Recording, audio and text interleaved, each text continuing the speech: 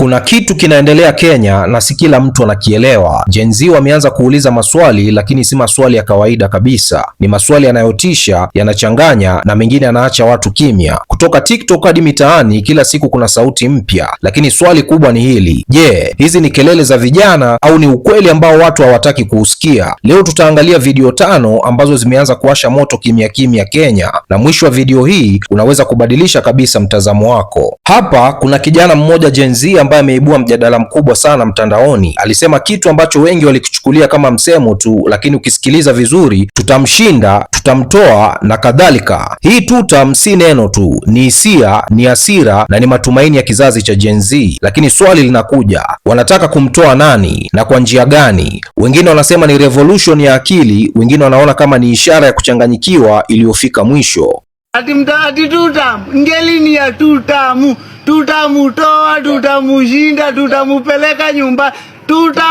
akileta ujinga tutamupiga. Unafikiria ati tunamuogopa? Akiiba kura zetu na tutamutoa. Ngeli ya tutamu, si sawa, zote tutamtoa.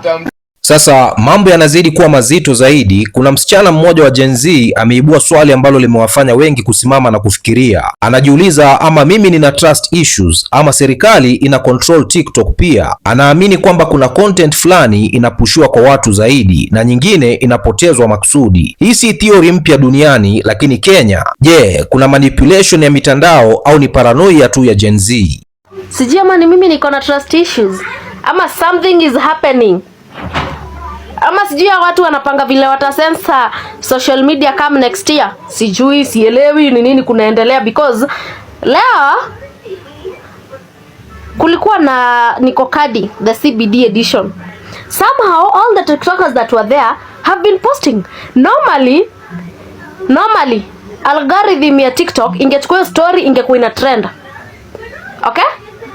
But I've noticed this for the past few days. Algorithm ya TikTok kuna mtu anacheza nayo. Unapata anything that is meant to be a psyop. For instance, history ya ABC ili trend the same day hawa watu walikuwa na fuel irregularities walipatikana. So we stopped focusing on them and focused on IEBC na ikakuwa ni story na ikatrend. Then yesterday, less than 24 hours later waka-clarify kitu walimaanisha. Nasema aje? Nasema psyops are moving very fast hizi streets za social media. Hey! But anything that is so informing, ebu look at it. There are creators I know that would post videos and within 1 hour they would have like 5,000 likes. Sasa hii unapata mtu kama huyo at within 5 hours akona 300 likes, unashangaa hii. Mbona? Sijui ama na overthink ama wanapanga vile watasensa social media next year. I've come to realize wana censor and the topics they want to move, they now decide what we are going to talk about. Tujipange style ingine majama. One time Niko Kadi na kadi yangu si ya biashara.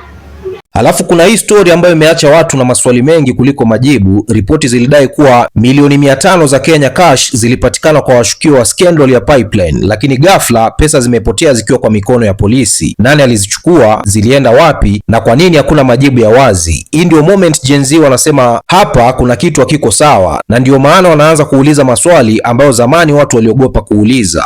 Ati ile 500 million cash yenye ilipatikana kwa nyumba ya Ladan Mohamed, Edwin Kipto na Joe Sang by the DCI, apparently your cash is missing from that politician mali ilikuwa imewekwa. Ati ya senior politician alipiga simu kwa stranger akasema ati hiyo pesa ama details wapelekwa keja yake. Uni nani exactly? Who is this powerful that anaweza piga simu kwa detectives waambie ni aje hiyo pesa, hiyo cash mchukua kama evidence mlete kwangu? Who is that powerful in this country? Alafu then these senior officials wote wameresign. All of them have resigned, and for them to resign inamaanisha they've entered a deal with the government yenye itawa shield from prosecution, because that's is mafala bana. Yaani unataka kuniambia ati umeletewa kesi tu alafu the first thing unafanya una resign? Wameambiwa resign bwana. wapate immunity from persecution. And just imagine how many billions, trillions of shillings ziko kwa nyumba za these politicians, zama MDs, zama CEOs, zama governors, zama senators, the president. Just imagine how much cash is lying out there. Labda hiyo pesa inaweza lipa deni ya Kenya yote. Hiyo domestic debt tuko nayo ya 7.1 trillion Kenya shillings, labda imejaa kwa manyumba za watu. Just imagine. Joe Sang peke yake alikuwa na more than 110 million kwa nyumba yake. Joe Sang peke yake. Now imagine every other person out there. Joe Sang is just a guy. He's a corporate goon. Huh? Now imagine people who have access to serious money like members of parliament. Imagine how much money ziko kwa nyumba zao. Lakini si kila mtu anayepaza sauti kwa kelele. Kuna yule anayeacha story alafu anakaa kimya. Gen Z Badi alitoa story fupi tu, hakueleza sana, lakini alimalizia na twist iliyoacha watu wakifikiria. Na hapa ndipo nguvu ya Gen Z iko. Wanaacha clues, si explanation tu. Wanakufanya ujiulize, je, hii ni coincidence au kuna kitu kinafichwa? See the way we are complaining about IEBC. See the way they have started playing games of urban areas on us. See the way the government is silent. Let me just give you a synopsis. Synopsis inakaa serious. Wacheni niwapatia kaka story muone kama ina make sense. Food for thought. Food for thought. Let me land. President akaingia. Akapata NHIF. Working very well, serving the Kenyan people and so on and so forth. Akona hii bambi akatoa akaweka shana shift yenye ifanye kazi. Akakimbia akaenda university akapata help yenye na serve the comrades very well. Wanapewa pesa yao, wasipopewa wanaandamana siku moja, kesho pesa imeachiliwa. Akaona hii bambi akatoa akaka new university funding model yenye it's not serving Kenyans. Akakimbia huko kwa KRA akaona AK smart S ilishapiwa better. Akaona naweza futa niweke S ikue KRS nitumie mabilioni ya pesa ya Wakenya. Yeah. Kwa nini hakuchenja IEBC? Kwa nini hakuchenja IEBC? Mimi sema ya change bedhejo hatuwezi mtrust hata kuichange. But kwa nini hakuchenja IEBC? Anyway, one time. Just saying, food for thought, because IEBC. Guys, we should occupy IEBC. Maybe then I feel tumenyamaza sana. Na feel we are so soft on IEBC. We should occupy it. One time.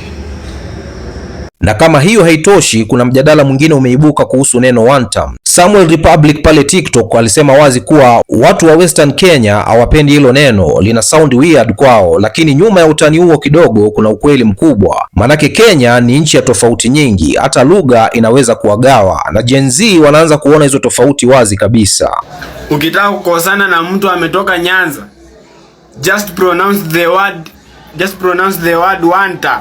Hiyo jina ina sound weird au malingangule. Kama kuna mtu hataki kusikia jina one time ni Mjaluo. Acha tu niseme tu kweli. Mjaluo hataki kusikia kitu one time. Na 90% ni wenye wanapiga kelele, alafu wenye watapiga kura ni 10%. Alafu yote 10% ingine ni wenye hawasupport hao mang'ombe, hao ni wenye wanajielewa. Ukitaka kukosana na malingangule, just pronounce the word one time. Inawasoundia weird, ni kama unaweza fanya mtu ameonja nini ndimu. Ndio hao sasa. Wataka kusikia kitu na ni mbaya, mtatoka. Tutawatoa tu sisi mayouth. Sisi kama mayouth tunajiamini na tulisema tuko kadi. Malingangule kinakuja kuharamba. Sasa swali ni hili, je, hizi video 5 ni coincidence au ni ishara ya kitu kikubwa kinakuja Kenya? Gen Z wanauliza, lakini je, kuna mtu anajibu? Wacha nikupe bonus. Nimekaa tu hivi nikakumbuka kuna mtu alipatikana na 500 million cash kwa nyumba, stacked in piles. Pesa tu hivi, yani watu wanaiba pesa, mtu unakuwa comfortable unaweka 500 million in cash tu kwa nyumba, uingiange tu unaiangalia hivi. Guy. Na kuna cabinet ministers wako involved kwa hii kitu. Hata watu wanataka kuona wakiwa wameresign. Why are they being spared? Kama mtu amementioniwa na kuna atoke job, hata yeye resignishwe by force. Ai. Hii nataka ujibu kwenye comment section. Unadhani Gen Z wana overreact au wanaona ukweli ambao wengi wana ignore? Bwana, mimi naitwa Rich Mizuka, sauti ya vijana wa Afrika Mashariki. Namba 1 ni mimi, namba 2 ni mimi, namba 3 ni mimi, 4 na 5 na waachia nyinyi hapo. Bwana, tukutane kwenye video ijayo. Mna count, tuna count. Count we count. Count we count. Count na ni recording. Kila mtu na simu ni kurecord. Ndo wasiseme hii constituency ilitoa. Ndo hizi evidence ilitoa nini? Simu yangu ikiisha moto tunatumia ya John. Ya John ikiisha moto tunatumia ya Brayo. Ya Brayo ikiisha moto tunatumia ya Anita. Yaani hivyo. Anita ni nani siku hizi anaitwa Anita? Kaka unaitwa Anita saa hii. Hebu ingia TZ.